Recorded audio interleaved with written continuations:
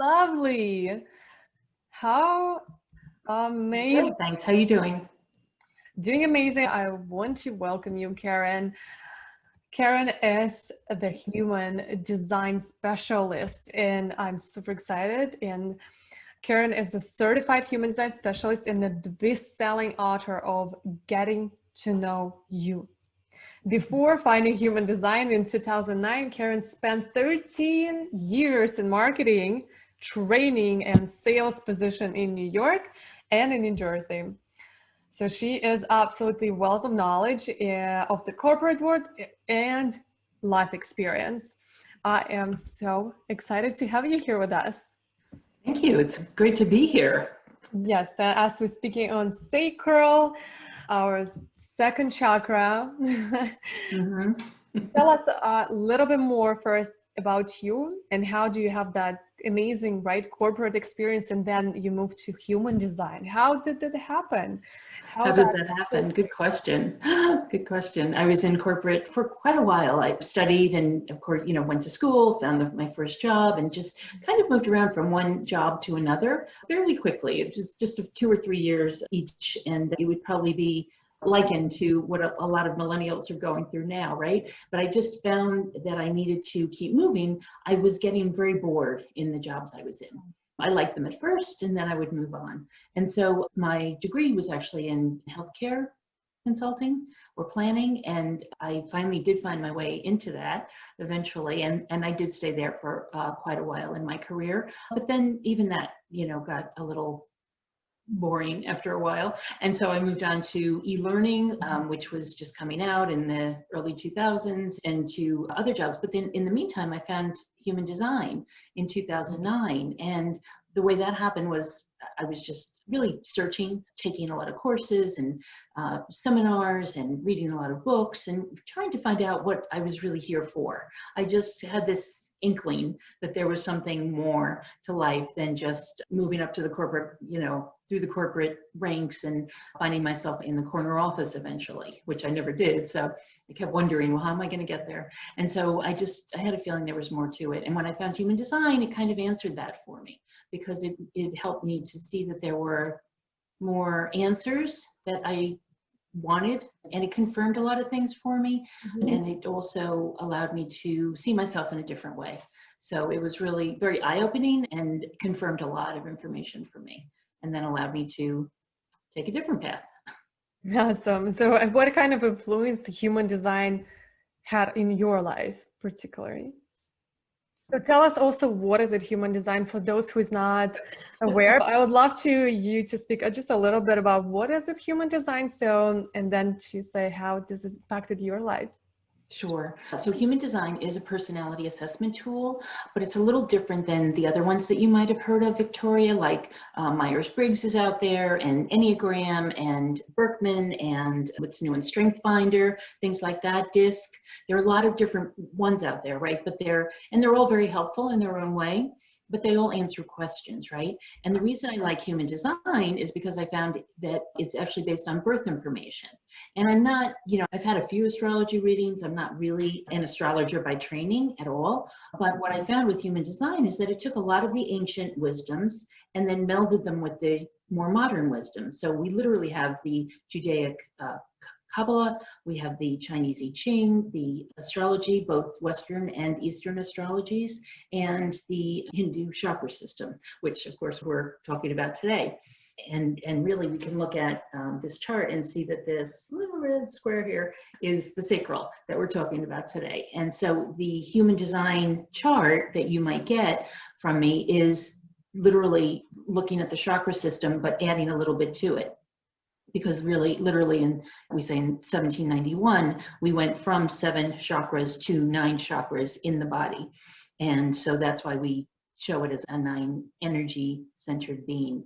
And so with that, so that's the ancient wisdoms, right? And then on the modern side, we've got modern math, quantum physics, and biogenetics. And so we really get a lot of information from the human design chart. And I'm able to tell people a lot about themselves, things that they, kind of thought that might have been included that they thought were consistent in their lives, but some things that they just kind of wondered about and worried about. or their parents told them they should be doing this, and it doesn't really ring true for them. So they wonder why these things either work for them or they don't. And so in the human design chart, we can actually find those things. We can point to those things. I can name those things, and then let people know what actually is going on within their own energy system. And so it's really helpful because we're all made of energy, and most of your people and the people who are watching this probably get that we're all made of energy. Literally, this table is energy, this computer is energy, everything around us is energy, including ourselves. And so it's really nice to know a little bit more about that energy. Mm-hmm. Yeah, I absolutely been adored when I learned about that system. And I can say it came to my awareness of one point, and then I never paid attention. And then in a year it came back, and in a year it came back. And I was like, okay, let me look at this closer. Yeah. And then I was just fascinated by it. Would you speak about how does that can help us in business, and how do you help your clients with the human design charts? Sure, that's a great question. So it really allows us to see where we have our consistent energy and where we don't. And so in business, as it turns out, well, and I'll just go back and say, so we get the energy blueprint, right? We get to see where our energy is. Within human design, we also find out what our decision-making strategy is. And each energy type, as we call them, there are 5 energy types, has a different way of making decisions. And so there are 2 types that have the sacral on their chart colored in red, so that's the second up from the bottom. If you have a chart, the second up from the bottom would be the sacral, and would be in red. And that's 70% of the population, which are all the generators and manifesting generators. So in business, the generators and the manifesting generators, and I happen to be a generator, are the ones who usually, well, let's say in the last century, they were the farmers and the factory workers and the laborers and, built the big buildings and all that kind of energy, right? They needed that energy because they literally would work from 7 o'clock in the morning till 7 o'clock at night, go home and take care of the kids, get up the next day and do it all again, right? And they would do that over and over again, and they can do it for 50 or 60 years and just do it without an issue, because they either love their work or they just knew that they had to do that to put food on the table, right? So now we get to choose what we want to do. And so I've chosen to help people find out about their human design. And that's a little bit different, but I have the energy to do that. And a lot of people like me have the energy to do that. But we're sacral beings. There are 30% of the population, including all the projectors that are on here, who are not sacral beings. They literally 30% of the population don't have that sacral colored in, and so they don't have that consistent energy. Now, all the difference is only that I have consistent energy as a generator or manifesting generator, and the others who have that white on their chart, it's inconsistent energy. So it doesn't mean you don't have sacral energy, it just means it's inconsistent. And so you can't really depend on it all the time. And you don't want to depend on it all the time. So those 30% of the population, which would be the projectors, the manifestors, and the reflectors. Projectors are about 20% of the population, manifestors are about 8 or 9%, and reflectors are just 1% of the population. But they would all have that sacral open or white on their chart. That means they don't have consistent energy there. So they literally take it in from other people who might be around them, those other generators or manifesting generators, but then if they go away, then they don't have that energy anymore. And so it's kind of a funny thing, and yet that's what creates the feeling of inconsistent energy. So if some projector is at the office, let's say, or when we used to be at the office, and they're surrounded by generators and manifesting generators, they're going to feel like they have energy all day long, but then they go home and they're kind of tired. And so for the people with open sacrals, we say that, first of all, you want as flexible a job as possible.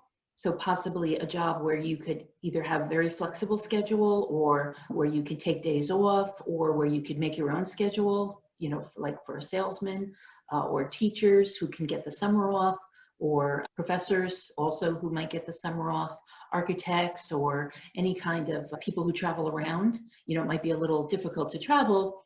Obviously right now it is, but if they can make their own schedule, then that would be better for them. Yeah.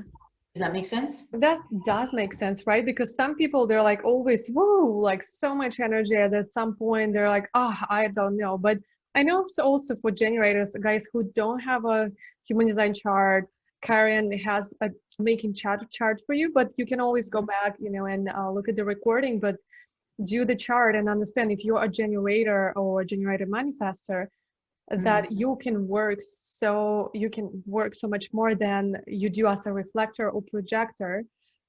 But at the same time, I wanted to speak a little bit more about our decision making strategy, because I feel like that is so important in business, to understand how do I make my decisions, right? It's like, I'm a mental projector. I need to speak it out loud, to just hear it myself, to make a decision. And it's how crazy is that all my life I talk nonstop. And tell us a little bit more about the other, right? That there is intuitive, splenic, right? Emotional decision making strategy. Well, so those are different. Yeah, they're different, what we call authorities in the body. And so if, for example, as a generator, a manifesting generator, theirs are usually fairly simple in that we listen to our sacral, and with the sacral, we hear, or we intuit, I guess, the yes or no that we get. So for a generator, a manifesting generator, with our sacral, we're literally responding to things in our outer reality, Victoria. And what that looks like is that, I won't necessarily say it out loud, but I'll go, oh, that's what I want, or looks good to me, or, oh, that's the car I wanted to get. That's or, with the sacral. That's with the sacral, yeah. So you feel that intuitive pull in your body? Yeah, well, it's a gut feeling, we call it. And so it sounds funny, but projectors and manifestors and reflectors don't really have that gut feeling to depend upon. You might think that you have a gut feeling sometimes. Do you ever feel like you have a gut feeling, Victoria? Not really. I do feel like I have intuition, but it's not a gut feeling. I wouldn't say it's a gut feeling. Yeah, it's really not, because for you it's not consistent energy, and so you can't really depend on that. But you can depend on your intuition, and you can depend on your. If you're not emotional, you wouldn't depend on that. But some people, half the world's emotional and half the world is not. And so for the half of projectors and manifestors who are emotional, they would then depend on their emotional solar plexus, which is over here. It's the brown square on the right side of your body graph if you're emotional, and that would be your authority. So getting back to the manifesting generators and generators, they can be either just sacral or splenic, which means they can also use their intuition, or they can be emotional. And so those are the difference between intuition and emotional. How are they making decisions? So if they're intuitive and they have the spleen defined, then they would make, and it's connected to the sacral, then they would make decisions. So they would say with their gut, oh, that looks like the person I wanted to meet, or that's the car I wanted. But then they would wait to get an intuitive hit, as I call it, that it's the right timing, right? Because it's also about timing. The gut might say, oh yeah, that's what I want, but the spleen will say, and now's the right time. Whereas the emotional solar plexus, which is a wave of emotions going up and down for people, some high highs and low lows, and others kind of mild, you want to wait out the wave to see if that's the right decision. So for people who are splenic, they can actually make pretty quick decisions when they get that splenic hit or intuitive hit.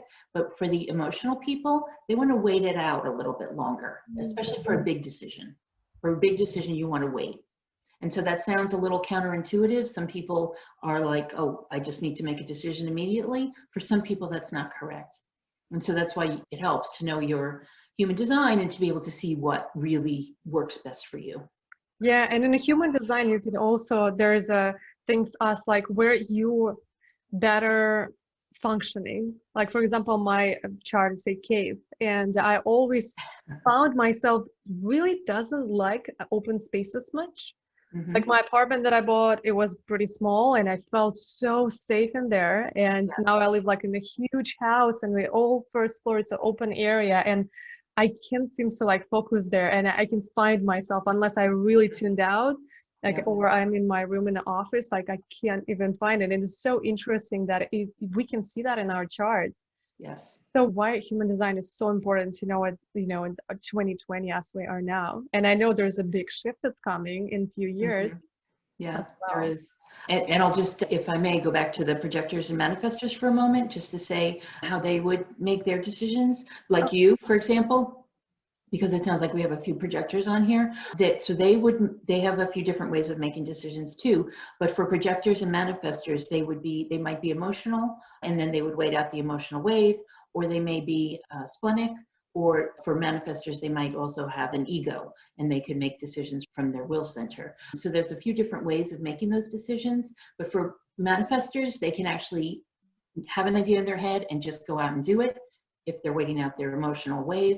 And for projectors, there can be a few different types of projectors. Like you said, you're a mental projector. And so that means that you have just the two centers at the top filled in, I think, Victoria, right? Maybe your throat.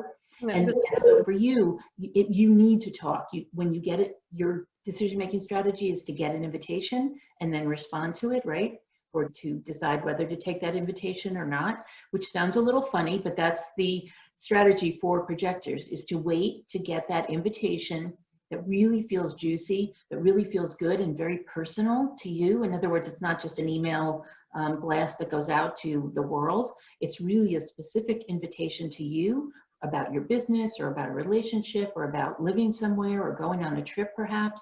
Any of those things are invitations that you can take in, decide if you wanted to do them or not, and then actually go ahead with that decision. And then once you go ahead with that decision or with that invitation, then you can take any steps you need to take with that. So if you're invited into a business proposition, for example, or a business partnership, or even if someone says, oh, you know what, I think it would be really great if you took this course. I think you would make a great massage therapist, for example. If that happens to you, or somebody suggests a school or some position that's open or things like that, that's an invitation for a projector. And then they can go through their decision-making process and see if it's right for you. So for you, Victoria, you need to talk to other people about it.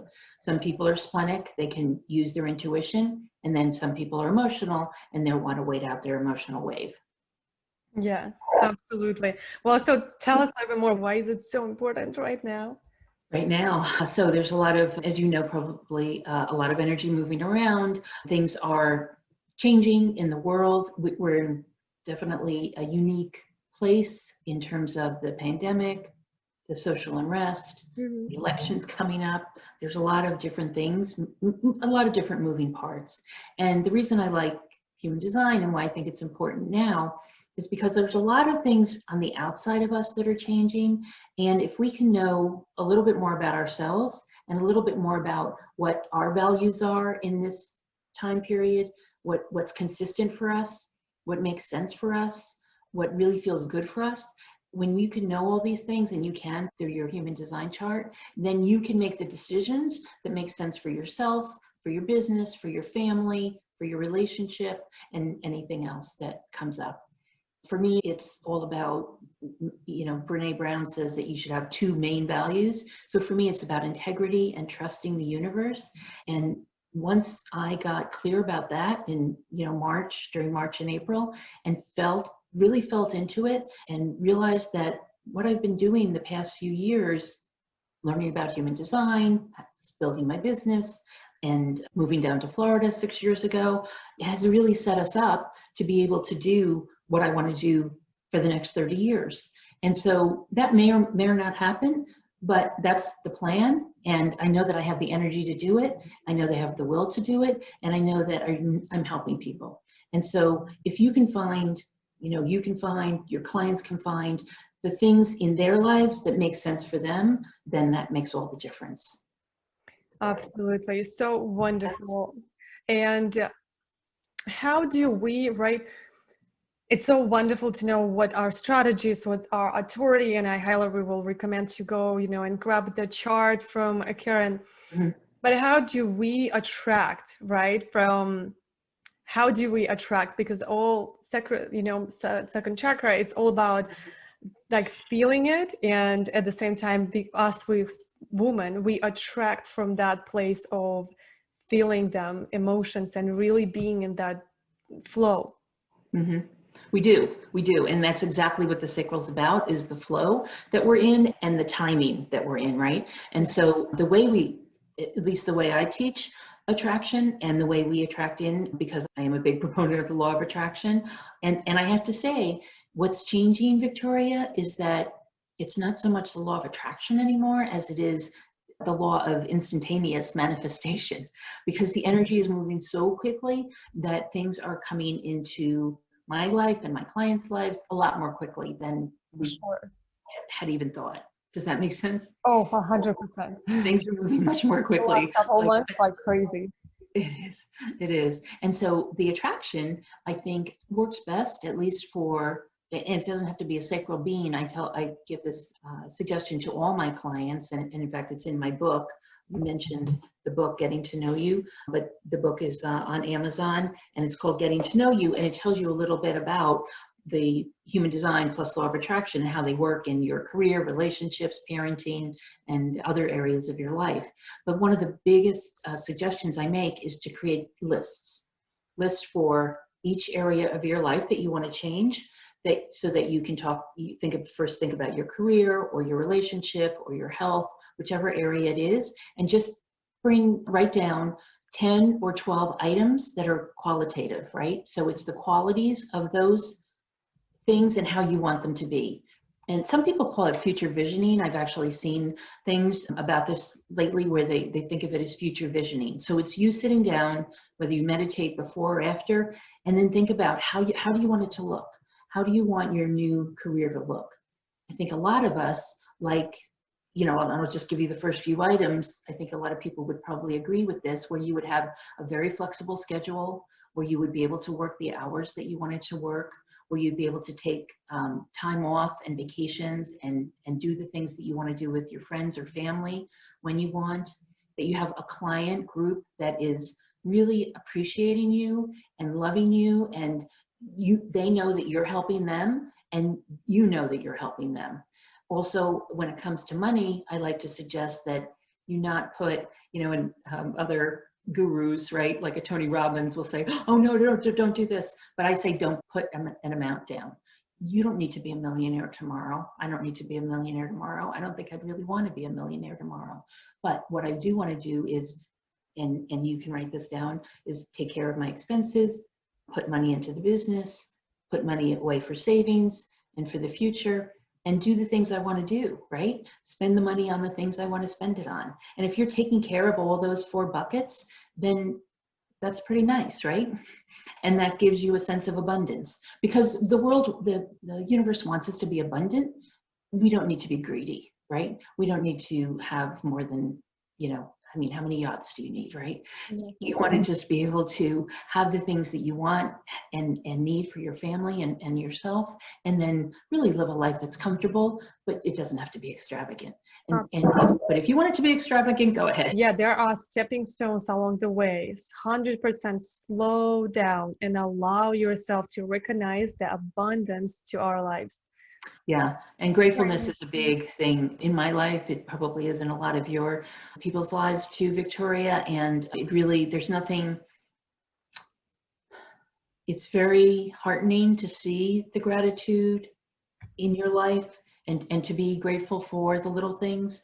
I find that just, the more, and that's where the instantaneous abundance or instantaneous manifestation comes in, because every time I see something in my life that I like, I say, oh, wouldn't it be great to have more of that? Oh, wouldn't it be great to have more of that? Oh, I would love another client like that. Or, oh, what a beautiful flower. What a beautiful painting. What a beautiful, whatever it is, just be appreciative in the moment. And those feelings really are very important. What I'm finding is that it goes through the entire body, right? That those feelings of gratitude and bliss and joy and growth, whatever you want to call it, that's going on, it goes through the entire body. And that's why I think human design is important, because it really does look at the entire body too. Yes, absolutely. Well, thank you so much. And just share with us what you're sharing today. I know it's a human design chart, and just what else? I think there was some else bonuses in there, right? So there's the Living by Human. If you go to livingbyhumandesign.com, there are little blocks that say get your free chart, and the charts are always free there. They're always complimentary. You can get it for yourself or anybody else in your family. And there is also a course that's available, a free course, if people want to learn more about human design. Once they get the chart, then I'll give you the link for the free course as well. Awesome. Beautiful. Thank you so much. And thank you so much for coming on. And human design is just such a blessed in my life that I found, and I think it's interesting, and it's our mission to spread it more to the world and get people aligned with their true nature. Exactly. It feels really good when you get there. Yes, absolutely. All right, thank you so much. And I love the background that you have a new one, I guess. Oh, thanks, Cool. Victoria. It was great to talk to you. Thank you so much. And if you love this episode and you would love to see more of that, click the subscribe button to Purposeful Woman Podcast. And don't forget to text us to stay in tune with the Purposeful community for awesome tricks and tricks by texting to number +1 401 399 4105. And we will link descriptions in the episode to all of that we mentioned today. Bye. Turn your one day to day one with a purposeful day.